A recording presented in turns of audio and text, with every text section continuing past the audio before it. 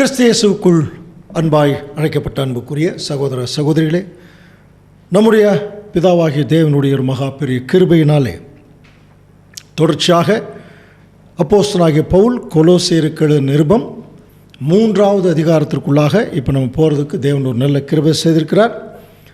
நம்ம கடந்த வாரத்தில் 2ஆம் அதிகாரத்தில் பார்த்த விஷயங்களை கொஞ்சம் ஞாபகப்படுத்திக்கலாம். நமக்கு ஏற்கனவே தெரியும், கொலோசை பட்டணத்து ஜனங்களில் கொஞ்சம் பேர் அந்த பாரம்பரியம் சடங்காச்சாரம் அதில் ரொம்ப பிரியமாக இருக்காங்க, மரபுகளிலே பிரியமாக இருக்காங்க. அப்போ அவர்களுடைய என்னென்ன தவறு செய்திருக்காங்க அப்படிங்கிறத குறித்து கூட கடந்த வாரத்தில் கொஞ்சம் பார்த்தோம் இல்லையா. அவர்கள் எப்படி இருந்தாங்க, மாயமான தாழ்மை, தேவதூதர்களுக்கு செய்யும் ஆராதனை, அப்புறம் ஆவிக்குரிய விருத்த சேதனங்கிற ஞானஸ்தானத்தை விட்டுட்டு மாம்ச விருத்த சேதனத்தை அவர்கள் பிடிச்சிட்டு இருந்தாங்க என்று சொல்லியெல்லாம் பார்த்தோம் இல்லையா. அப்போ இவைகள் எல்லாமே தேவனுடைய பார்வையில் அது மிக தவறு. அப்போ நம்ம என்ன செய்யணும், நீங்கள் என்ன ஆயிருக்கீங்க அப்படிங்கிறத சற்றும் ஒரு முறை ஞாபகப்படுத்துவதற்காக 3ஆம் அதிகாரத்தை அப்போஸ்தலனாகிய பவுல் பயன்படுத்துறது நம்ம கவனிக்கலாம். பாருங்கள், கொலோசியர் 3ஆம் அதிகாரம் 1ஆம் வசனம். நீங்கள் கிறிஸ்துவுடனே கூட எழுந்ததுண்டானால் கிறிஸ்து தேவனுடைய வலது பார்சத்தில் வீற்றிருக்கும் இடத்தில் உள்ள மேலானவைகளையே தேடுங்கள். அன்புக்குரிய சகோதர சகோதரி, இந்த முதல் வசனத்தையே நம்ம கொஞ்சம் சற்று தியானிக்க வேணும். ஏன் அப்படின்னா, நீங்கள் கிறிஸ்துவுடனே கூட எழுந்ததுண்டானால் அப்படின்னு ஒரு வார்த்தை இருக்கு இல்லையா. அந்த எழுந்ததுண்டானால்ங்கிறது ஒரு உயிர்த்தெழுதலை குறித்து பேசுகிறாரா அப்படின்னு ஒரு கேள்வி வரும் இல்லையா.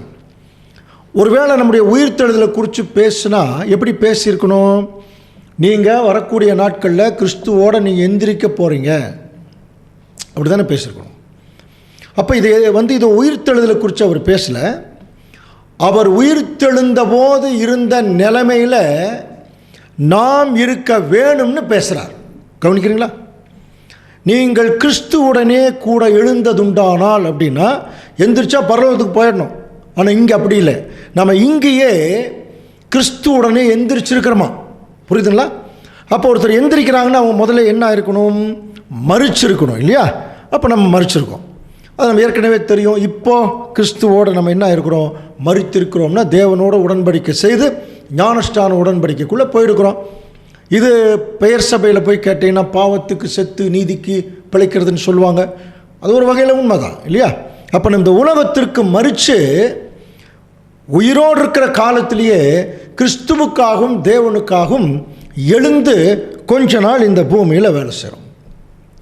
இது கிறிஸ்து 2ஆம் வருகையில் வரும்போது ஆவிக்குரிய உயிர்த்தெழுதலில் போகிறத பற்றி அப்போஸ்தலனாகிய பவுல் பேசாமல், அவர் மாம்சத்தில் இருக்கிற காலத்திலேயே இப்போ நம்ம மாம்சத்தில் இருக்கும்போதே நாம் எப்படி வாழ வேணும் அப்படிங்கிறத ஒரு உதாரணமாக சொல்கிறார். அவர் மாம்சத்திலே கொலை உண்டு ஆவியிலே எந்திரிச்சார், படிக்கிறோம் இல்லையா, உயிர்த்தெழுந்தார். அப்புறம் உயிர்த்தெழுந்த போது அவர் ஆவிக்குரிய சரீரத்தில், அதாவது ஏற்கனவே உயிர்த்தெழுந்திருந்தால் கூட அநேகம் பேருக்கு மாம்சத்திலேயும் காமிச்சிருக்கார். கவனிக்கிறீங்களா? அப்போது ஆண்டவர் இயேசு கிறிஸ்து உயிர்த்தெழுந்த நிலைமை அப்படிங்கிறது எப்படி புரிந்து கொள்ள வேணும். த வெரி நெக்ஸ்ட் ஆம்பிஷன் அப்படின்னாலே, உயிர்த்தெழுந்துட்டார்னாலே அவர் உயிரோடு இருக்கும் போதே தன்னுடைய பிதாவினிடத்தில் போயிடுவேன் சொல்லிகிட்டே இருந்தார் இல்லையா. அப்போ மாம்சத்தில் இருக்கும்போதே தன் பிதாவினிடத்தில் போயிடுவேன்னு சொன்ன கிறிஸ்து உயிர்த்தெழுந்ததுக்கப்புறம் அவருடைய முழு நோக்கமும் தன்னுடைய பிதாவை நோக்கி தான் இருந்திருக்க வேணும் இல்லையா. அப்போ கிறிஸ்துவுடனே கூட எழுந்ததுண்டானால் அப்படிங்கிற வார்த்தை நம்ம இந்த பூமியில் ஞானஸ்தானத்தின் மூலம் தேவனுக்கென்று ஒப்பு கொடுக்குறோம்.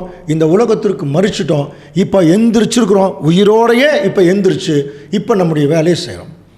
எழுந்ததுண்டானால், அப்போ உயிரோடு இருக்கும்போது தான் அந்த வசனம் பாருங்கள், நீங்கள் கிறிஸ்துவுடனே கூட எழுந்ததுண்டானால் அவர் வலது பார்சத்தில் இருக்கிற மேலானவைகளையே நாடுங்கள். நம்ம அந்த வசனம் கடந்த வாரம் எப்படி முடித்தோம் அப்படின்னா, நீங்கள் கிறிஸ்துவுடனே கூட எழுந்ததுண்டானால் கிறிஸ்து தேவனுடைய வலது பார்சத்தில் வீற்றிருக்கிற, கவனிக்கிறீங்களா, வலது பார்சத்தில் வீற்றிருக்கும் இடத்தை நாடுங்கள் சொல்லலை. கவனிக்கிறீங்களா? அந்த வலது பார்சத்தில் வீற்றிருக்கும் இடத்திலுள்ள மேலானவைகளையே நாடுங்கள். அதான் கடந்த வாரத்தில் பார்த்து முடித்தோம். அப்போ அந்த இடத்தை குறித்து பேசலை, அந்த இடத்துல என்ன இருக்குதோ அதை நீங்கள் நாடுங்க. அப்போ நம்ம உயிரோடு தான் இருக்கோம், அதாவது இந்த பூமிக்கு நம்ம மறிச்சிருக்கோம், இப்போ உயிர் தெழுந்திருக்கிறோம் அப்படின்னு என்ன அர்த்தம்? அதாவது கிறிஸ்து வரும்போது ஏற்படக்கூடிய உயிர் தெழுதல் அல்ல, இந்த பூமியிலேயே நாம் இந்த உலகத்திற்கு செத்து தேவனுக்காகவும் கிறிஸ்துவுக்காகவும் ஒரு உயிர் தெழுந்த நிலைமையில். அப்போ இங்கே இருக்கும்போது நீங்கள் உயிர் தெழுந்த நிலைமையில் கிறிஸ்து எப்படி தன்னுடைய பிதாவை நோக்கிய மேலானவைகளையே அவர் நாடினார் இல்லையா, அந்த மாதிரி இப்போ திருச்சபையின் பிள்ளைகள் கூட உயிரோடு தான் இருக்கோம். ஆனால் இப்போ நம்ம எதை நாடணும்னா மேலானவைகளே நாடணும். ஸோ இதுக்கு என்ன எப்படி புரிஞ்சுக்கலாம் என்று சொல்லி நம்ம கவனிக்கும் போது, அன்புக்குரிய சகோதரர், இது இப்போ இந்த ஃப்யூச்சரை பற்றி பேசலை, இப்போ நம்ம வாழ்க்கையை. அப்போது நம்முடைய எய்ம் என்னவா இருக்குன்னா, லிங்க்டு வித் ரிசரக்ஷன் அப்படின்னு சொல்கிறார். உயிர்த்தெழுதலினா அந்த ஒரு எதிர்பார்ப்பில் தான் இப்போ வாழ்ந்துட்டு இருக்கணுமா திருச்சபையின் பிள்ளைகள். இப்போ நார்மலாக ஒரு குரூப்பு இருக்கிறாங்க உலகத்தார், அவங்க எப்படி வாழ்கிறாங்க? அவங்க பணம் சம்பாதிக்கணும், பொருள் சம்பாதிக்கணும், இடம் வாங்கணும், அது அவங்களுடைய நோக்கம். அப்படியே கொஞ்சம் கிறிஸ்தவர்கள் உள்ளவாங்க, கிறிஸ்தவர்களுக்குள்ளே வந்தாலும் அவர்கள் இந்த பூமியில் ஒரு ஆசீர்வாதமாக இருக்கணும், புரியுதுங்களா, எல்லாரும் மதிக்கிற மாதிரி இருக்கணும், நிறைய பணம் சம்பாதிக்கணும், இதுதான் அவங்களுடைய நோக்கம். அப்படியே கொஞ்சம் வேதத்தைக்குள்ளே இருக்கக்கூடிய தேவனுடைய பிள்ளைகள் மத்தியில் வந்தால் இங்கே 2 வகுப்பாக இருக்கிறாங்க, ஒன்று மனவாட்டி, ஒன்று திரள் கூட்டம் இருக்காங்க இல்லையா. அப்போ இந்த 2 வகுப்பாரில் ஒரு சாரார் எப்படி இருக்கிறாங்கன்னா, தாங்கள் அழைத்த அழைப்பையே பற்றி கவலைப்படாமல் உலகப்பிரகாரமாக இருந்துட்டு தேவனையும் தொழுது கொள்ளணும், ஊழியமும் கொஞ்சம் செய்யணும், புரியுதுங்களா, இப்படியும் இருக்கிறாங்க ஒரு வகுப்பார். இன்னொரு வகுப்பார் இருக்கிறாங்க பாருங்க, அவங்களுக்கு தான் இந்த வசனம் இல்லையா. இன்னொரு வகுப்பார், அவங்களுடைய முழு நோக்கமே இந்த பூமியில் நம்ம வாழ்ந்துட்டுருக்குறோம், எப்படா நான் உயிர் தெழுவேன். அப்போ எப்படா நான் உயிர் தெழுவேங்கிற எண்ணத்தோடு ஒருத்தர் வாழுகிறாங்கன்னா, அவர்கள் சீக்கிரம் தங்களை மரணத்திற்கு ஒப்பு கொடுக்கறதுக்கு தயாராக இருக்கிறார்கள் என்று பொருள். புரியுதுங்களா? சத்தியத்துக்காக, சகோதர அன்புக்காக, தேவனுடைய ஊழியத்திற்காக இவர்கள் தங்களை முற்றிலும் என்ன செய்கிறாங்க, தேவனுக்கென்று ஒப்பு கொடுத்து எப்போ வேணாலும் அவங்க மறிக்கிறதுக்கு தயாராக இருப்பாங்க. அப்போ எப்போ வேணாலும் மறிக்கிறதுக்கு தயாராக இருக்கிறவர்கள் எப்போ வேணாலும் உயிர் தெழுந்து போகிறதுக்கு தயாராக இருப்பாங்க. ஸோ அந்த மாதிரி ஒரு சிந்தனையோடு இப்போ நம்ம அதாவது உலகத்தில் இருக்கிறோம், ஆனால் உலகப்பிரகாரமான காரியத்தில் இல்லை, தேவனுடைய ஊழியத்தின் நிமித்தம் நாம் இந்த உலகத்திற்கு மறித்திருக்கிறோம். இப்போது ஒரு உயிரோடு இருக்கிறவர்களாக இந்த பூமியில் வாழ்ந்தால் கூட நம்முடைய நோக்கம் முழுவதும் நம்முடைய கிறிஸ்துவுடனே இப்போ நம்ம எந்திரிச்சிருக்கிறோம், அதே மாதிரி ஆவிக்குரிய சரீரத்திலும் எந்திரிக்க வேணும் என்கிற ஒரு சிந்தனையோட தேவனுடைய அந்த ஒரு நோக்கம் இருக்கணும் அப்படிங்கிறார். இது யாருக்கு மட்டும்தான் பொருந்தும்னா, புது சிருஷ்டிக்கு மட்டும்தான். நீங்கள் கிறிஸ்துவுடனே கூட எழுந்ததுண்டானால் அப்படின்னா, இந்த பூமியிலேயே நீங்கள் தேவனுக்கென்று உங்கள் வாழ்க்கையை அமைத்துக்கிட்டீங்கன்னா, நீங்கள் உலகப்பிரகாரமான மரித்த நிலைமையில் இருக்கீங்க, தேவனுக்கும் கிறிஸ்துவுக்கும் ஊழியம் செய்வதற்கு உயிரோடு இருக்கிற நிலைமையில் நீங்கள் எப்படி இருக்கிறீங்க. அப்படி இருக்கும்போது நீங்கள் ஆண்டவர் இயேசு கிறிஸ்து தேவனுடைய வலது பார்சத்தில் இருக்கும் இடத்திலுள்ள மேலானவைகளையே தேடுங்கள். அது என்ன மேலானவைகள்? அப்போ நம்ம பூமியில் இருக்கோம், இப்போ நமக்கு மேலே கவனிச்சுப்பார், நம்மளை மேலே பார்த்தாலே நமக்கு வானம் மட்டும்தான் தெரியும் இல்லையா, அதுக்கு மேலே தேவன் இருக்கார், அது நமக்கு புரியும்.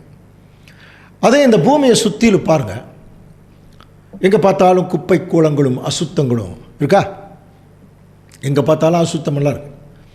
ஆனால் வானத்தை பார்த்தா மேகக்கூட்டங்கள் இருக்கும், ஆனால் அவங்க ஒரு தெளிவான ஒரு, அப்போது மேலேன்னு சொல்லிட்டாலே அது எதற்கு ஒரு அடையாளமாக இருக்குது, அது தேவன் குடியிருக்கிற வாசஸ்தலத்தை அடையாளப்படுத்துறதுனால.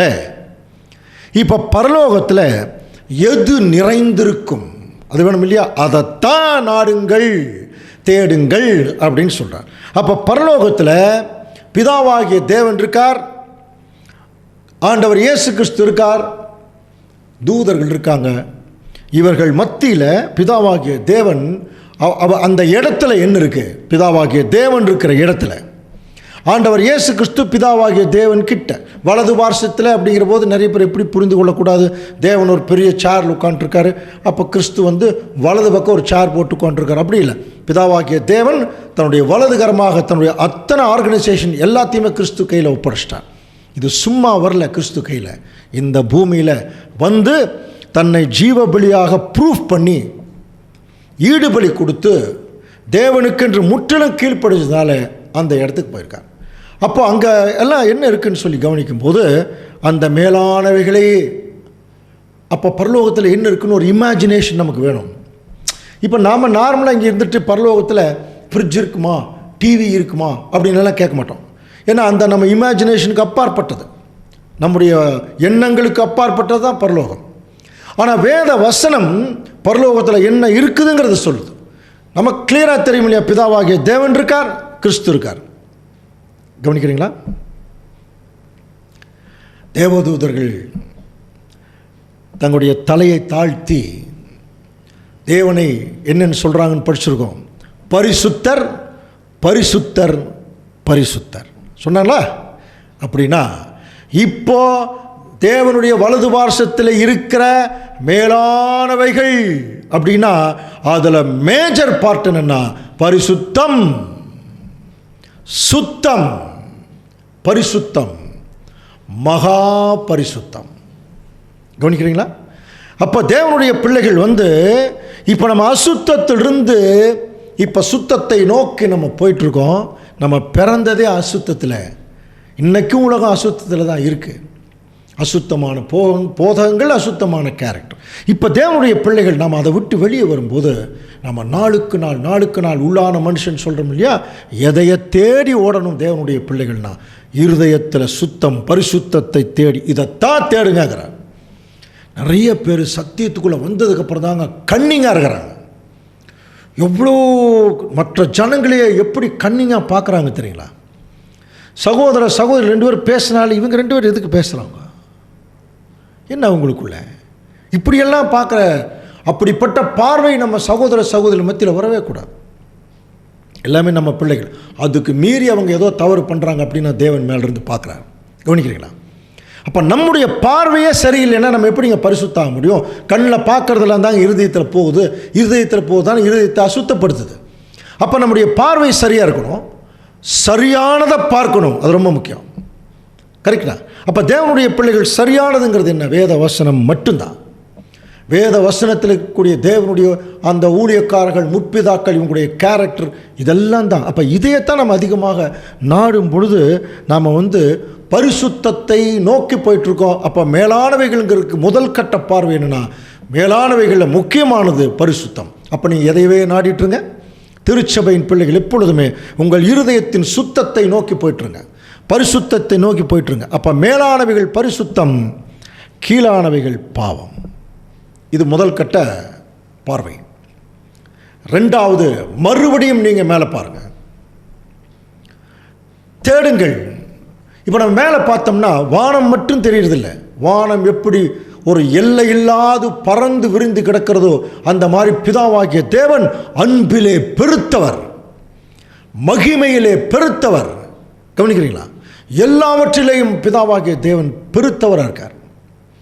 ஆனால் அவர் மட்டும் பெருத்தவரான்னு பார்த்தீங்கன்னா அவர் படைத்த படைப்புகள் இருக்கு பாருங்க, எண்ணற்ற நட்சத்திர கூட்டங்கள், கிளஸ்டர்ஸ் ஆஃப் ஸ்டார்ஸ் என்று சொல்லுவார்கள் இல்லையா? நட்சத்திர கூட்டம். ஒரு பஞ்சில் 50,000 நட்சத்திரம், 60,000 நட்சத்திரம்.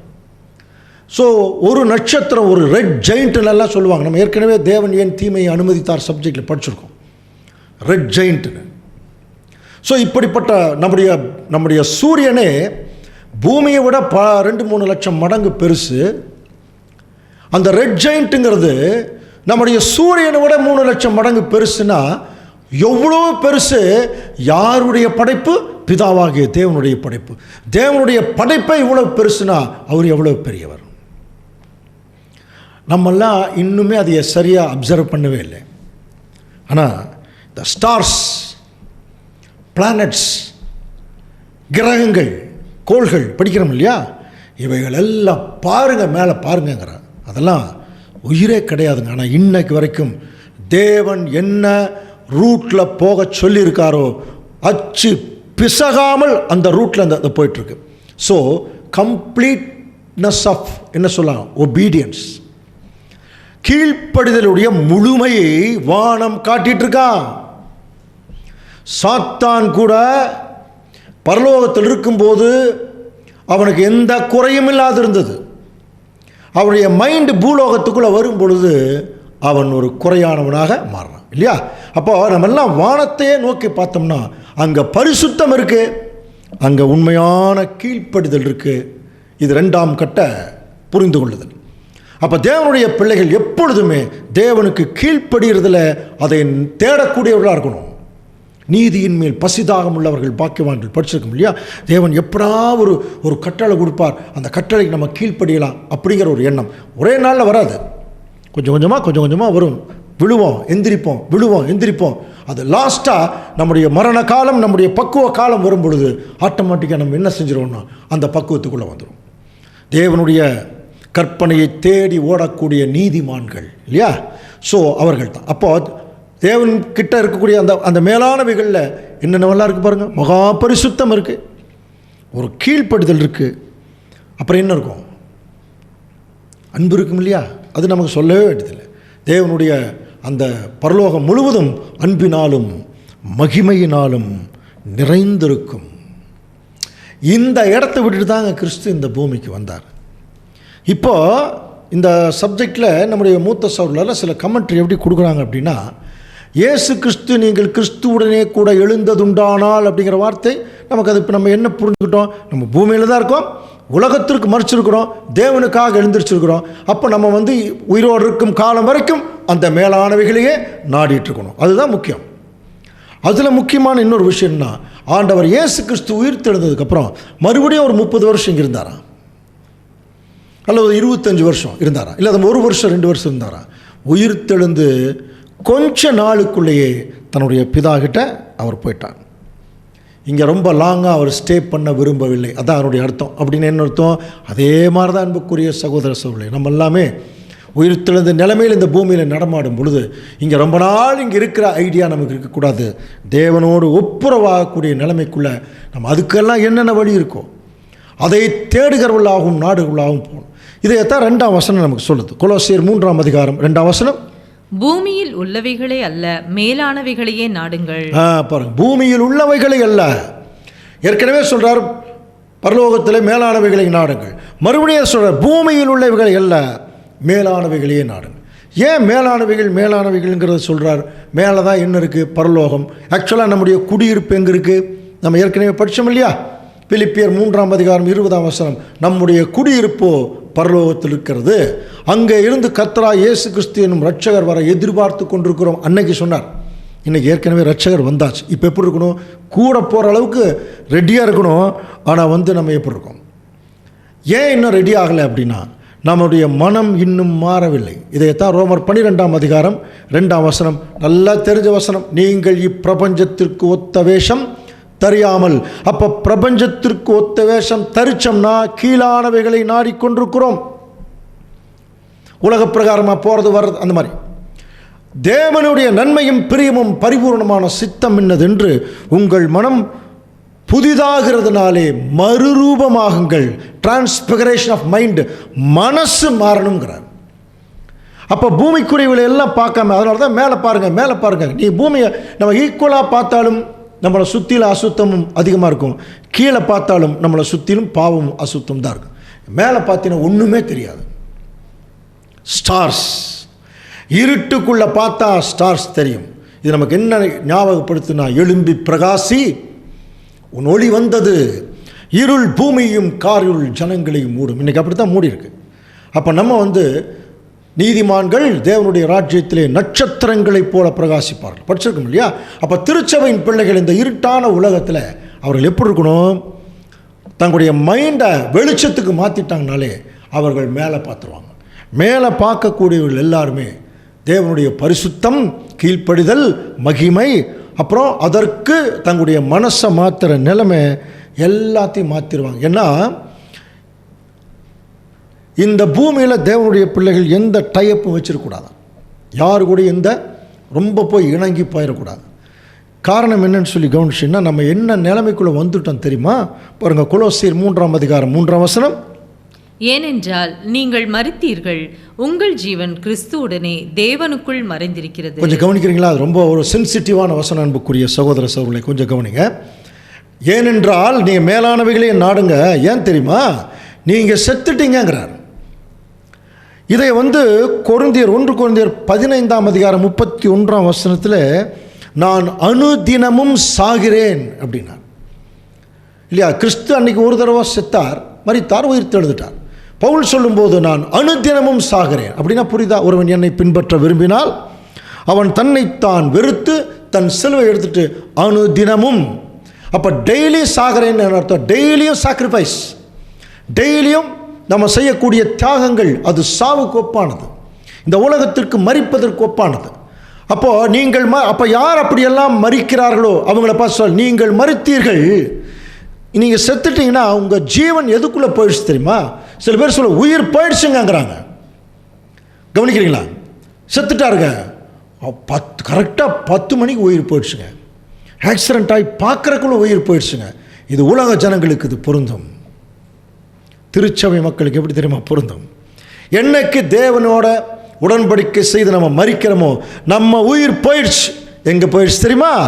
உங்கள் ஜீவன் கிறிஸ்துவுக்குள்ளே போயிடுச்சான். கவனிக்கிறீங்களா? கிறிஸ்துவுக்குள்ளே போயிடுச்சு. உங்கள் ஜீவன் கிறிஸ்துவுடனே தேவனுக்குள் மறைந்திருக்கிறதுங்கிறார்.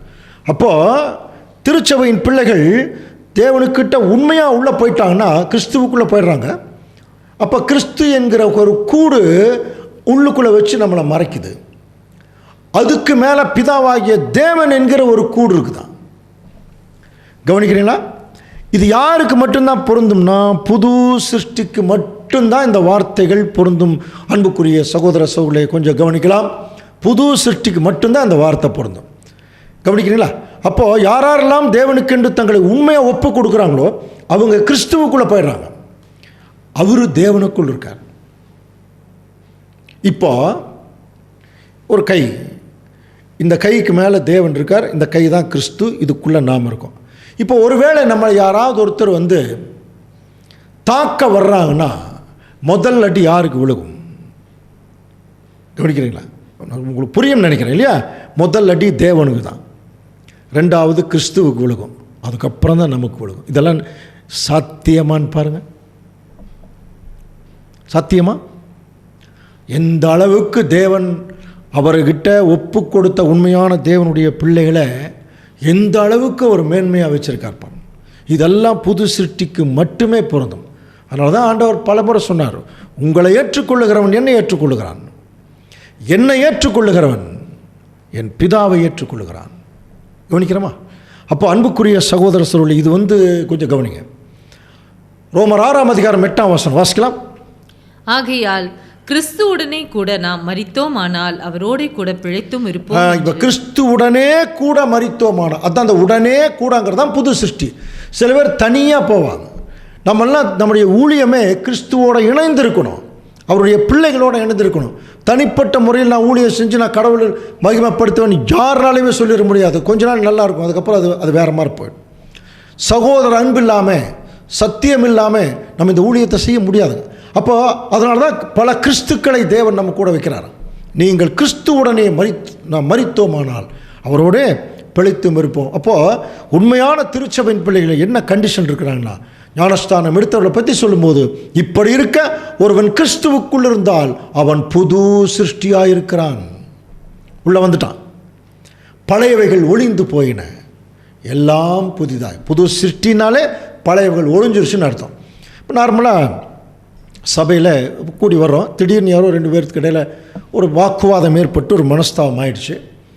அந்த மனஸ்தாபத்தோடய போயிட்டு திரும்பி வர்றாங்க. அடுத்த வாரம் இந்த வசனம் அப்ளை ஆகுமா இல்லையா? பழையவைகள் ஒளிந்து போயின. என்ன பண்ணோம்? போன வாரம் போட்ட சண்டையை ஞாபகப்படுத்தக்கூடாது. பழைய மூலக மலர்ச்சியோடு ஒருத்தர் என்ன பண்ணும்? அவர்கள் வாழ்த்து சொல்லி ஒன்றாக அமர்ந்து தேவனை தொழுது கொள்ள வேணும், தேவனுடைய வசனங்களை கேட்கணும். அதுதான் தேவனுக்கு பிரியம். மறுபடியும் அதுக்குள்ளேயே மைண்டுக்குள்ளே வச்சுக்கிட்டு பழையவைகள் ஒளிந்து போயின, இல்லை ஒளியவே இல்லைங்க, பழையவைகள் எப்படி இருக்குது உள்ள ஸ்டாக்கு, அப்புறம் எல்லாம் புதிதாயின்னு எங்கே வர்றது? பழையவைகள் இருக்கிற வரைக்கும் புதியவைகள் வர்றதுக்கான வாய்ப்பில்லை. பழையவைகள்ங்கிறது புரியும் இல்லையா? பழைய சுவாபம், பழைய மனுஷனுடைய சுவாபம் வெளியே போயிடணும். புதிய மனுஷனுக்கு இன்னொரு பேர் இருக்குது, கிறிஸ்து, the character of Christ. So இவர்கள் தான் கிறிஸ்துவுக்குள் இருப்பாங்க. இப்போ திருச்சபை கிறிஸ்துவுக்குள் இருக்கு, கிறிஸ்து தேவனுக்குள் இருக்கார். இதே மாதிரி ஒரு வசனம் நம்ம எங்கே படிச்சிருக்கோம் தெரியுமா? பழைய ஏற்பாட்டில் பாருங்கள், 91ஆம் சங்கீதம் 1ஆம் வசனம் வாசிக்கலாம். உன்னதமானவரின் மறைவில் இருக்கிறவன் சர்வ வல்லவருடைய நிழலில் தங்குவான். ஏற்கனவே படிச்ச முடியும். உன்னதமானவரின் மறைவில் இருக்கிறவன் சர்வ வல்லவருடைய நிழலிலே தங்குவான். இதில் உன்னதமானவர், த மோஸ்ட் ஹை நல்லா இருக்கும். இந்த வசனத்தை நம்ம எப்படி புரிந்து கொண்டால் ரொம்ப ஈஸியாக இருக்கும்னா, உன்னதமானவர் பிதாவாகிய தேவனுடைய அவர் மாதிரி தானே கிறிஸ்துவ இருக்கார். அப்போ இயேசு கிறிஸ்துவுடைய மறைவில் இருக்கிறவன், அதான் உன்னதமானுடைய மறைவில் இருக்கிறவன் சர்வ வல்லமை உள்ள தேவனுடைய நிழலிலே தங்குவான். அவனுக்கு என்னென்ன ஆசீர்வாதம்லாம் படிச்சிட்டோம் 91ஆம் சங்கீதத்தில். தேவதூதர்கள் ஏந்தி கொண்டு போவார்கள். அப்போ எது வரைக்கும் அந்த உன்னதமானவருடைய மறைவிலும் சர்வ வல்லவருடைய நிழலிலும் அந்த புது சிருஷ்டி இருப்பான் அப்படின்னு சொல்லி பார்த்தீங்கன்னா, இந்த புது சிருஷ்டி ஞானஸ்தானம் எடுக்கும்போது பழைய மனுஷன் செத்து போய் ஒரு சின்ன குழந்தை, கிறிஸ்துங்கிற குழந்தை உருவாகுது. அந்த உருவாகும் போது அந்த குழந்தை எப்படி தாயின் வயிற்றில் இருக்குதோ அந்த மாதிரி ஆண்டவர் இயேசு கிறிஸ்து நம்மளை மறைச்சி வச்சிருக்கார். இந்த குழந்தை நல்ல முழு குழந்தையாக உருவாகும் போது தாயின் வயிற்றிலிருந்து வெளிவரும் இல்லையா, அந்த மாதிரி நம்ம முழு பக்குவத்தில் வளரும்போது, நம்ம ஏற்கனவே படித்தோம் இல்லையா ரோமரில், தேவபுத்திரர்கள் வெளிப்படுவதற்கு சிருஷ்டியானது மிகுந்த அவளோட காத்துட்ருக்கு, ஒரு கர்ப்ப வேதனைப்படுதுலாம் படித்தோம் இல்லையா. அந்த மாதிரி ஆண்டவர் இயேசு கிறிஸ்துக்குள் இருக்கிற திருச்சபை மெச்சூரிட்டி ஆயிடுச்சுன்னா அந்த குழந்தை வெளியே வரும். அது வரைக்கும் தன்னுடைய பாதுகாப்பில் இருக்கிற மாதிரி தான் ஒருவன் கிறிஸ்துவுக்குள் இருந்தால். அப்போ கிறிஸ்துவுக்குள்ளேயே அவன் இருந்துட்டு இருக்கிறான்னா அவன் எது வரைக்கும் இருப்பான்? நல்லா வளர வரைக்கும், ஆவிக்குறை உயிர்த்தெழுதல் வர்ற வரைக்கும். அந்த ஆவிக்குறை உயிர்த்தெழுதல் வரும்போது அவன் அதுக்குள்ளிருந்து வெளியே புது சிருஷ்டியினுடைய உச்சக்கட்டம் தான் ஆவிக்குரிய சரீரம். ஒருவன் ஜலத்தினாலும் ஆவியினாலும் பிரவாவிட்டான் படித்தோம் இல்லையா, அந்த நிலைமைக்குள்ள. அப்போ அது வரைக்கும் அந்த ஜீவனை தேவன் தன்னுடைய குமாரனுக்குள்ள வச்சு பாதுகாக்கிறார். ஒரு ரைட் டைம் வரும், என்ன நடக்கும் தெரியுமா? வாசிக்கலாம் பாருங்கள். கொலோசியர் 3ஆம் அதிகாரம் 4ஆம் வசனம் வாசிக்கலாம். நம்முடைய ஜீவனாகிய கிறிஸ்து வெளிப்படும் போது நீங்களும் அவரோட கூட மகிமையிலே வெளிப்படுவீர்கள். பார்த்தீங்களா? அப்போ எது வரைக்கும் நம்முடைய நீங்கள் மரித்தீர்கள், உங்கள் ஜீவன் உள்ளுக்குள்ளே போயிடுச்சு. இப்போ என்ன ஆயிரும்னா, நீங்கள் உங்கள் ஜீவன் நாளாக நாளாக அது கிறிஸ்துவாக மாறிடும். அதைத்தான் சொல்கிறார், உங்கள் ஜீவனாகிய கிறிஸ்து வெளிப்படும் போது, நீங்கள் அப்படியே புது சிருஷ்டியாக வெளிப்படும் போது ஆட்டோமேட்டிக்காக அவரோட நீங்கள் ராஜரீகத்துக்குள்ளே நீங்கள் போயிடுவீங்க. காரணம், நம்ம ஏற்கனவே இருக்கிற ஓல்டு பாடி இருக்கு இல்லையா, அந்த ஓல்டு பாடி கனெக்டட் வித் சின், பாவத்தோட கனெக்டாக இருக்கு. அதுக்கு உயிர்த்தெழுதல் வர்றதுக்கான வாய்ப்பு இல்லை. ஆனால் புது சிருஷ்டி இருக்கு இல்லையா, அது தேவனோட கனெக்டாக இருக்கான். கவனிக்கிறீங்களா? தேவனோட கனெக்ட் ஆனதுனால உங்கள் ஜீவனாகிய கிறிஸ்து வெளிப்படும் போது நீங்களும் அவருடைய மகிமையிலே வெளிப்படுவீர்கள். இந்த விஷயத்தை அப்போஸ்தலனாகிய பவுல் நல்லா புரிந்து கொண்டவராகத்தான் என்ன சொன்னார்னா, பாருங்கள், பிலிப்பியர் 3ஆம் அதிகாரம் 7ஆம் வசனம். ஆகிலும் எனக்கு லாபமாயிருந்தவைகள் இவைகளோ அவைகளை கிறிஸ்துவுக்காக நஷ்டம் என்று விட்டேன். அது மாத்திரமல்ல, என் கர்த்தராகிய இயேசுவை அறிகிற அறிவின் மேன்மைக்காக எல்லாவற்றையும் நஷ்டம் என்று எண்ணிக்கொண்டிருக்கிறேன். இப்படி நான் அவரையும் அவருடைய உயிர்த்தெழுதலின் வல்லமையும் அவருடைய பாடுகளின் ஐக்கியத்தையும் அறிகிறதற்கும் அவருடைய மரணத்திற்கொப்பான மரணத்திற்குள்ளாகி எப்படியாயினும் நான் மரித்தோர்ந்து உயிரோடு எழுந்திருப்பதற்கும் நான் தகுதியாக வேணும் அப்படின்னு சொல்லி எழுதுகிறார். அன்புக்குரிய சகோதரி, அவருக்கு புரிஞ்சிடுச்சு, பவுலுக்கு புரிஞ்சிடுச்சு. ஓ, நம்ம கிறிஸ்துவுக்குள்ளே தான் இருக்கோம். அப்போது நம்ம வெளியே வர்றதுக்குள்ளே எப்படியாவது கிறிஸ்துவாக மாறிடணும், எப்படியாவது கிறிஸ்துவுக்குள்ளே அந்த உயிர்த்தெழுதலில் வரணும். ஏன்? நீங்கள் மரித்தீர்கள், உங்கள் ஜீவன் எங்கே இருக்குது? கிறிஸ்துவுக்குள் இருக்கு. உங்கள் ஜீவனாகிய கிறிஸ்து வெளிப்படும் போது நீங்களும் அவரோட என்ன ஆயிடுவீங்க? வெளிப்படுவீர்கள். அதுக்கு இதெல்லாம் நல்லா புரிஞ்சுக்கிட்டனால தான் அவருக்காக எல்லாவற்றையும் நஷ்டம் என்று விட்டேன், குப்பையும் என்று எண்ணுகிறேன். இதை தீமோத்தேயுக்கு பவுல் எழுதும்போது பாருங்கள், 2 தீமோத்தேயு 2ஆம் அதிகாரம் 11ஆம் வசனம். இந்த வார்த்தை உண்மையுள்ளது என்னவெனில், நாம் அவரோட கூட மரித்தோமானால் அவரோட கூட பிழைத்தும் இருப்போம். அவரோட கூட மரித்தோமானால் அவரோட கூட பிழைத்தும் இருப்போம். அவரோட கூட பாடுகளை சகித்தோமானால் அவரோட கூட ஆளுகையும் செய்வோம். இதையும் கிளியரா சொல்றார், அவரோட கூட. அப்ப இயேசு கிறிஸ்து எப்படி இந்த பூமியில பாடுகளை சகித்தாரோ அவரோட கூட அவர் பாடுகளை சகிக்கிறவங்க அவரோட கூட ஆளுகை செய்யலாம். இன்னும் டீப்பா புரிஞ்சுக்கணும்னா, நாம் ஆளுகை செய்யும் போது அவர் நம்ம கூட இருக்கிற மாதிரி நாம் பாடுபடும் போதும் ஆண்டவர் இயேசு கிறிஸ்து யாரோட இருப்பாராம்? நம்மோட இருப்பார். ஏன்னா நாமளும் தேவனுடைய பிள்ளைகள் தான். ஆனால் ஒரிஜினல் இல்லை, கிறிஸ்து ஒருத்தர் தான் ஒரிஜினல். ரோமர் 8:17 நாம் பிள்ளைகள் ஆனால் சுதந்திரமாமே, தேவனுடைய சுதந்திரரும் கிறிஸ்துவுக்கு உடன் சுதந்திரமாக இருக்கிறோம். கிறிஸ்துவுடனே கூட நாம் மகிமைப்படும்படி அவருடனே பாடுபட்டால் அப்படியாகும். அவரோட பாடுபட்டால் அந்த மகிமை கிடைக்கும். எப்படிப்பட்ட மகிமைங்கிறத அவர் மத்தேயு 13:43 சொல்லும் பொழுது, அப்பொழுது நீதிமான்கள் தங்கள் பிதாவின் ராஜ்யத்தில், கவனிக்கிறீங்களா, சூரியனைப் போல பிரகாசிப்பார்கள். சூரியன் எங்க இருக்கு? மேலே இருக்கு. உங்களுக்கு வெளிச்சம் வேணுமா? இங்க பாருங்க, மேலே பாருங்க. அங்கே வெளிச்சமும் மேலிருந்து வரும், கொஞ்சம் வெப்பமும் வரும். வெப்பம்ங்கிறது அநேக துன்பங்கள் வழியாக தேவன் நம்மளை, பரீட்சைகள் வழியாக தேவன் அவருடைய ராஜ்யத்துக்குள்ளே சேர்த்துற விஷயம். அப்போது மேலானவைகளே நாடுங்கள் அப்படிங்கிற போது, இப்போ பாருங்கள், மேலே நமக்கு தெரிஞ்சு மிகப்பெரிய ஒளி சூரியனாக இருக்கிறது மாதிரி ஆண்டவர் இயேசு கிறிஸ்து அவருடைய ரோல் மாடல், அவருடைய வசனம், அவருடைய வாழ்க்கை எல்லாவற்றையும் பாருங்கள். அவர் பாவமே இல்லாதவராக இந்த பூமியில் வந்து என்ன பண்ணார்? தேவனுக்கென்று ஜீவ பலி கொடுத்தார் இல்லையா? அதே மாதிரி தான் நம்மளையும் கூப்பிடுறார். பலியினாலே என்னோடே உடன்படிக்கை பண்ணின என்னுடைய பரிசுத்தவான்களை என்னிடத்திலே கூட்டுங்கள். இங்கு என்னன்னு சொல்றார் பாரு, பரிசுத்தவான்கள். அப்படி நம்ம எதை நாடணும்? பூமிக்குரியவைகள் எல்லாம், இதெல்லாம் அசுத்தம். மேலானவைகள் என்னன்னா பரிசுத்தம், கீழ்ப்படிதல். இவைகளையே நீங்கள் நாடுங்கள். அப்போ உண்மையான தேவனுடைய பிள்ளைகள் அவர்களை நாடக்கூடியவர்கள் எல்லாருமே கிறிஸ்துவுக்குள்ளே வந்துடுவாங்க. அவர்கள் தேவனுக்குள் இருப்பாங்க. எது வரைக்கும்? இந்த பூமியில் அவர்கள் கோர்ஸ் அண்ட் கிராஜுவேஷன் முடிக்கிற வரைக்கும் அதுக்கு அந்த கூட்டுக்குள் இருப்பாங்க. தங்களை தேவனுக்கென்று பிரியமான வாழ்க்கை வாழ்ந்து அறுவடையில் வெளியே வந்துட்டா எப்படி அந்த குழந்தை வெளியே வந்து வரும் இல்லையா? அந்த மாதிரி 1,44,000 பேர் தேவன் வெளியே கொண்டு வந்து காட்டுவாராம். கவனிக்கிறீங்களா? ஏசாயா 52:10 வாசிக்கலாம். எல்லா ஜாதிகளின் கண்களுக்கு முன்பாகவும் கர்த்தர் தம்முடைய பரிசுத்த புயத்தை வெளிப்படுத்துவார். பார்த்தீங்களா? எல்லா ஜாதிகளின் கண்களுக்கு முன்பாகவும் கர்த்தர் தம்முடைய பரிசுத்த புயத்தை வெளிப்படுத்துவார். பூமியின் எல்லைகளில் உள்ளவர்கள் எல்லாரும் நமது தேவனுடைய ரட்சிப்பை காண்பார். முதல் தேவனுடைய ரட்சிப்புங்கிறதே எங்கிருந்தா வருது தெரியுங்களா? கிறிஸ்து தன்னுடைய முதல்ல யாரை ரட்சிக்கணும்? அவர் வந்தார்னா முதல்ல அவருடைய மனைவியை முதல் ரட்சிக்கணும், மணவாட்டி. அதுதான் பெரிதான ரட்சிப்புக்குள்ளே வர்ற தேவனுடைய பிள்ளைகள். ஸோ ஒட்டுமொத்த உலக ஜனங்களும் முன்னாடி 1,44,000 பேரை தேவன் வெளிப்படுத்தி காண்பிப்பாராம். பாருங்கள், இவர்களுடைய வாழ்க்கையை வச்சு தான் நீங்கள் வந்து திருந்த போகிறீங்க. அவங்கள பாருங்கள். இந்த பாவமான உலகத்திலேயே அவர்கள் தேவனுக்கென்றும் கிறிஸ்துவுக்கென்றும் தங்களை அர்ப்பணித்து தங்களுடைய கழுத்தை கொடுத்தவங்க எவ்வளோ அர்ப்பணிப்பின் வாழ்க்கையை வாழ்ந்திருக்கிறாங்க பாருங்கள்.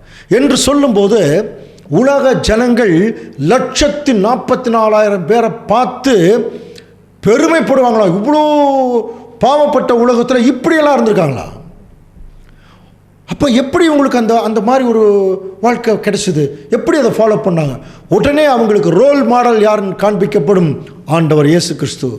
இவர்களே இவ்வளோ பெரிய நிலைமையில் இருக்கிறாங்கன்னா இவங்களுக்கு ரோல் மாடலாக இருக்கிற கிறிஸ்து எப்படி இருப்பார்? அவரை பார்த்து எல்லாரும் மகிமைப்படுத்துவார்கள். இயேசு கிறிஸ்து இவ்வளோ பெரிய மகிமைக்குரியவராக இருக்கும்போது அவரை படைத்த தேவன் எப்படி இருப்பார்? கவனிக்கிறீங்களா? அப்போ அவ்வளோ பெரிய மகிமைக்குரியவர்களாக தாங்க தேவன் நம்மளை அழைச்சிருக்கிறாரு. நீங்கள் என்னடான்னா அப்படிங்கிற மாதிரி இருக்கு இல்லையா? அந்த மாதிரி சொல்லாமல் இப்படியெல்லாம் இருக்கிறதுனால நீங்கள் என்ன பண்ணுங்க பாருங்கள். கொலோசியர் 3:5 ஆகையால் விபச்சாரம், அசுத்தம், மோகம், துர் இச்சை, விக்கிரக ஆராதனையான பொருளாசை ஆகிய இவைகளை பூமியில் உண்டு பண்ணுகிற உங்கள் அவயவங்களை அழித்து போடுங்க. அந்த கம்பேரிஷன் பார்த்தீங்களா? அப்போது இதையெல்லாம் கொலோசிய பட்டணத்து ஜனங்களுக்கு சொல்கிறாருன்னா என்ன புரிஞ்சுக்கலாம்? இதெல்லாம் அவங்க செய்துட்டு இருக்கிறாங்கன்னு புரிஞ்சுக்கலாம். விபச்சாரம், அசுத்தம், மோகம். இந்த மோகம்ங்கிறது இருக்கு இல்லையா, மோகம்ங்கிறது என்னங்க? சில பேர் சொல்லுவாங்க செல்ஃபோன் மோகம். ரொம்ப அதிகபட்சமான ஒரு ஆசை வைக்கிறது தான் மோகம். இதெல்லாம் தேவனுடைய பிள்ளைகளுக்கு கூட துரிச்சைன தவறான இச்சைகள். ஸோ இதெல்லாம் கவனித்து பார்த்தீங்கன்னா, அப்புறம் விக்கிரகாராதனையான பொருளாசை, இதுக்கெல்லாம் நம்ம விளக்கமே தேவையில்லை. இது அவர்கள் செய்துட்டு இருந்தாங்க. இது நமக்கும் அது பொருந்தும் இல்லையா? இப்போ நாம் செய்துட்டு இருந்தாலும் நமக்கு அது பொருந்தும். ஆனால் என்ன சொல்கிறார்? இவைகளெல்லாம் கம்ப்ளீட்டாக விட்டுருங்க. ஏனென்றால் கவனிக்கிறீங்களா, மாம்சத்துக்குட்பட்டவர்கள் தேவனுக்கு பிரியமாக இருக்க மாட்டார்கள், ஆவிக்குட்பட்டவர்கள் தேவனுக்கு பிரியமாக இருக்க விரும்புவாங்க. அப்போ இவைகளெல்லாம் தொடர்ந்து யாராவது தேவனுக்கு பிரியமில்லாமல் செஞ்சால் இவைகளின் பொருட்டே கீழ்ப்படியாமையின் பிள்ளைகள் மேலே என்ன வந்துடுமா? தேவ ஒரு கோபாக்கனி வரும். நீங்கள்லாம் முற்காலத்தில் அவர்களுக்குள்ளே சஞ்சரித்த போது அவர்களை எல்லாம் என்ன பண்ணீங்க? செய்து கொண்டு வந்தீங்கிறார். இதுக்கு கமெண்ட்ரி கொடுத்த நம்முடைய மூத்த சோழர்கள் எல்லாம் என்ன சொல்கிறாங்க? இப்படிப்பட்ட மறுபடியும் சத்தியத்தை அறிந்து கொண்டு உலகத்திற்குள்ளே இந்த மாதிரி எல்லாம் போயிட்டாங்க அப்படின்னா அவர்கள் கட்டாயமாக திரள் கூட்டமாக தான் இருப்பாங்க. அவர்கள் திரள் கூட்டம் தான்ங்கிறத எப்படி கண்டுபிடிக்கலான்னா, அவர்களுக்கு நிறைய ஃபெயிலியர் வந்துகிட்டே இருக்குமா. கவனிக்கிறீங்களா? ஃபெயிலியர். அது யாருக்கு? கிரேட் கம்பெனிங்கிறார். இப்படி இருக்கிறவங்க தான் கிரேட் கம்பெனி, திரள் கூட்டமாக இருப்பாங்க. இப்போ நமக்கு ஒரு வசனம் பாருங்கள், அவன் செய்வதெல்லாம் வாக்கியம். சில நேரங்களில் நம்ம ஒரு விஷயங்களை முன்னெடுக்கிறோம், ஜெபம் பண்ணி தான் முன்னெடுக்கிறோம். அது தேவனுக்கு சில நேரத்தில் பிரியமாக இல்லைங்கிற போது அது உடனே மனசோர்ந்து போட வேண்டாம். ஆனால் தேவன் அவருக்கு பிரியமானது நம்முடைய வாழ்க்கையில் செய்யும்போது அது ரொம்ப சக்ஸஸ் ஆகிடும். சில பேருக்கு உலக பிரகாரமான சிந்தனைக்குள்ளே போய் நிறைய பிளான் பண்ணுவாங்க, எதுவுமே வாய்க்காது. அதுக்கு என்ன காரணம்? வாக்கியங்கிறதுக்கு என்ன காரணம்? துன்மார்க்குடைய ஆலோசனை நடவாமலும், பாவிகளுடைய வழி நில்லாமலும், பரியாசக்காரர் உட்காரும் இடத்தில் உட்காராமலும் படிக்கிறோம் இல்லையா? அப்புறம் கர்த்தருடைய வேதத்திலே தியானமாக இருக்கிற மனுஷன் பாக்கியவான், அவன் நீர்க்கால்களின் ஓரமாய் நட்டப்பட்ட மரம் மாதிரி, அவன் செய்வதெல்லாம் வாய்க்கும். கவனிக்கிறீங்களா? இப்போ நம்மெல்லாம் செய்கிறதெல்லாம் வாக்கியலைன்னா என்ன புரிஞ்சுக்கலாம்? துன்மார்க்குடைய ஆலோசனையில் நடக்கிறோம், அது யார் நமக்கு சுற்றியில் இருப்பாங்க. பாவிகளுடைய வழியில் அவங்க மாதிரியே நம்ம பண்ணுறோம், நிற்கிறோம். பரியாசக்கார் உட்காரும் இடத்துல போய் உட்கார்றோம். கர்த்தருடைய வேதத்தில் தியானமாக இருக்கிறது இல்லை, செல்ஃபோன்லேயும் வாட்ஸ்அப்லேயும் அப்புறம் இன்ஸ்டாகிராம்லேயும் என்னமோ இதெல்லாம் அதில் எல்லாம் நம்ம என்ன பண்ணுறோம்? அதிகமான கவனத்தை நம்ம செலுத்துகிறோம். இப்படியெல்லாம் இருந்துட்டு இப்படி இருக்கிறவங்க நீர்க்கால்களின் ஓரமாக எப்படி? பைபிள் ஓரமாக எல்லாம் இருக்க முடியாது. பைபிள் ஓரமாய் நட்டப்பட்ட ஜனங்கள் இலையுதிராதிருக்கிற மலம் போல் எப்பொழுதுமே சத்தியத்தில் செழிப்பாக இருப்பான். கவனிக்கிறீங்களா? அவன் செய்வதெல்லாம் வாய்க்கும். ஏன்னா அவன் இருக்கான்ல, அவனுக்கு பேர் தான் புது சிருஷ்டி. அவனுடைய ஜீவன் கிறிஸ்துவுக்குள்ள தேவனுக்குள்ளே என்ன ஆகிட்டுருக்கு? ஒழிஞ்சிட்ருக்கு. அப்போ தேவனுக்குள்ளே ஒருத்தன் போயிட்டான்னாலே அவனுக்கு இந்த மாதிரி பாவங்களெல்லாம் வராது. அதனால தான் பாருங்கள், கொலோசியர் 3:8 வாசிக்கலாம். இப்பொழுதோ கோபமும் மூர்க்கமும் பொறாமையும் உங்கள் வாயில் பிறக்கலாகாத தூஷணமும் வம்பு வார்த்தைகளும் ஆகிய இவைகளெல்லாம் விட்டுவிடுங்கள். பாரு, இப்பொழுது அப்போ இதையெல்லாம் நம்ம படிக்கும்போது கொலோசியர் பட்டணத்து ஜனங்க இப்படியெல்லாம் இருந்திருக்காங்கன்னு புரிஞ்சுக்கலாம். கோபத்தினுடைய உச்சக்கட்டம் தான் மூர்க்கம். தேவனுடைய பிள்ளைகள் இந்த மாதிரி ஒரு கோபம், அதிகபட்ச மூர்க்கத்துக்குள்ளே போயிடக்கூடாது. அது விசேஷமாக சபையை வழிநடத்தக்கூடியவர்கள், மூத்த நிலைமையில் இருக்கிறவங்க டாலரேட் பண்ணி பழகணும், டார்ச்சர் பண்ணி பழகக்கூடாது இல்லையா? எல்லாத்தையும் சகிச்சு பழகணும். அப்புறம் உங்கள் வாயில் பிறக்கலாகாத தூஷணமும் வம்பு வார்த்தைகளும் இதெல்லாம் நீங்கள் என்ன பண்ணுங்கள்? விட்டுருங்க. இதை குறித்து கொரிந்தியருக்கு பவுல் எழுதும்போது பாருங்கள், 2 கொரிந்தியர் 7:3 இப்படிப்பட்ட வாக்கு தத்தங்கள் நமக்கு உண்டாயிருக்கிறபடினாலே பிரியமானவர்களே, மாம்சத்திலும் ஆவியிலும் கவனிக்கிறீங்களா உண்டான எல்லா அசூசியும் நீங்கள். அப்போ நம்மக்கிட்ட மாம்சத்துலேயும் அசூசை இருக்குது, எதுலேயும் அசூசி இருக்குதா? ஆவியிலையும் அசூசி இருக்குது, ஆவிக்குரிய சிந்தனையிலையும். ரெண்டுமே எடுக்கணுங்கிறார். நம்மை சுத்திகரித்து கொண்டு இங்கேயும் பாருங்கள், பரிசுத்தமாகுதலை தேவ பயத்தோடே பூரணப்படுத்த கடவோம். பரிசுத்தமாகுதலுக்குள்ளே ஒருத்தர் போயிட்டாங்கனாலே கோபம், வம்பு, தூஷணம், மூர்க்கம், கோபம் இதெல்லாம் இருக்காது. இது அப்படியே எபேசியருக்கு எழுதின நிருபத்திலே அவர் சொல்றார், சகலவித கசப்பும் கோபமும் மூர்க்கமும் இல்லையா, கூக்குரலும் தூஷணமும் மற்ற எந்த துர்க்கணமும் உங்களை விட்டு நீங்க கடவுள். அப்போது தேவனுடைய பிள்ளைகள் இதையெல்லாம் போயிடுச்சுன்னா அவங்க எப்படி இருக்கணும்? எபேசியர் அதுலேயே 32ஆம் வசனம் வாசிக்கலாம். ஒருவருக்கொருவர் தயவாயும் மன உருக்கமாயும் இருந்து கிறிஸ்துவுக்குள் தேவன் உங்களுக்கு மன்னித்தது போல நீங்களும் ஒருவருக்கொருவர் மன்னியுங்கள். நீங்கள் ஒருத்தருக்கொருத்தர் எப்படி இருங்க? தயவும் உருக்கமாய், மன உருக்கமாய். அப்போ அந்த மன்னிப்புங்கிறதே பார்த்தீங்கன்னா அந்த உருக்கம் இருந்தால் தாங்க மன்னிக்க முடியும். சில பேர் சொல்லுவாங்க, நான் மன்னிச்சிட்டேன் ஆனால் என் மூஞ்சிலேயே முடிக்காதம்பாங்க. புரியுதுங்களா? இதெல்லாம் மன்னிப்பா? மன்னிப்புக்குள்ளே எப்பொழுதுமே இரக்கமும் உருக்கமும் இருக்கும். அப்படி இருக்கிறவர்கள் தான் உண்மையாக மன்னிக்க முடியும். அதைத்தான் இங்கே சொல்லும்போது, ஒருத்தருக்கு ஒருத்தர் தயவாயும் மன உருக்கமாயும் இருந்து கிறிஸ்துவுக்குள் தேவன் உங்களுக்கு மன்னித்தது போல. அதை அண்டர்லைன் பண்ணோம், நம்மளையே தேவன் மன்னிச்சிருக்கார். அப்போ நம்ம என்ன செய்யணும்? நமக்கு விரோதமாய் செய்திருந்தால் சரி, தேவனுக்கு விரோதமாய் செய்திருந்தால் சரி, தேவன் அதுக்கு ஜட்ஜ்மெண்ட்டை அவரு பார்த்துக்குவார். நீங்கள் மன்னிச்சு பழகுங்க. நீங்களும் ஒருவருக்கொருவர் என்ன செய்யுங்க? மன்னிங்க. ஸோ இந்த மாதிரி இல்லாதவர்களுக்கெல்லாம் என்ன வந்துடும்னா மனசுக்குள்ளே வேறு மாதிரி திங்க் பண்ணிடுவாங்க. அதனால தான் கொலோசியர் 3ஆம் அதிகாரம் 9ஆம் வசனத்தில் சொல்லும் பொழுது, ஒருவருக்கொருவர் பொய் சொல்லாதிருங்கள், பழைய மனுஷனையும் அவன் செய்கைகளையும் களைந்து போட்டு, இல்லையா? அதுக்கெல்லாம் விளக்கம் நமக்கு தெரியும். களைந்து போட்டு நீங்கள் என்ன பண்ணுங்க? உங்கள் உள்ளத்தில் புதிதான ஆவியுள்ளவர்களாகி, அப்புறம் அடுத்தது தன்னை சிருஷ்டித்தவருடைய சாயலுக்கொப்பாய் பூரண அறிவடையும்படி புதிதாக்கப்பட்ட புதிய மனுஷனை தரித்து கொண்டிருக்கிறீர்களே அப்படின்னு முடிக்கிறார். அப்போ நீங்கள் எல்லாம் என்ன ஆயிட்டீங்க? ஒரு புது மனுஷன் ஆயிட்டீங்க. நீங்கள் யார் மாதிரி ஆயிட்டீங்கன்னா உங்களை சிருஷ்டித்தவருடைய சாயலுக்குன்னு சொல்லிட்டார். பிதாவாகிய தேவனோடு ஒப்பிட்டா நம்மளை சிருஷ்டித்தவர் அவர் பூரண சற்குணராக இருக்கிறார். ஆண்டவர் இயேசு கிறிஸ்துவோடு நம்ம ஒப்பிட்டா அவரும் அதே பூரண சற்குணத்தில் இருக்கும்போது, அப்போ அந்த சாயலுக்கு ஒப்பாக நம்ம மாறும்போது பாருங்கள், பூரண அறிவு. அப்போ நமக்கு அந்த அறிவு நிறைய அடையத்தான் நம்ம அந்த பூரணத்திற்குள்ளேயே அன்புக்குரிய சகோதர சகோதரிலே போக முடியும். ஸோ இதை குறித்து எபேசியருக்கு எழுதின நம்ம 4ஆம் அதிகாரம் 23ஆம் வசனம் வாசிக்கலாம்.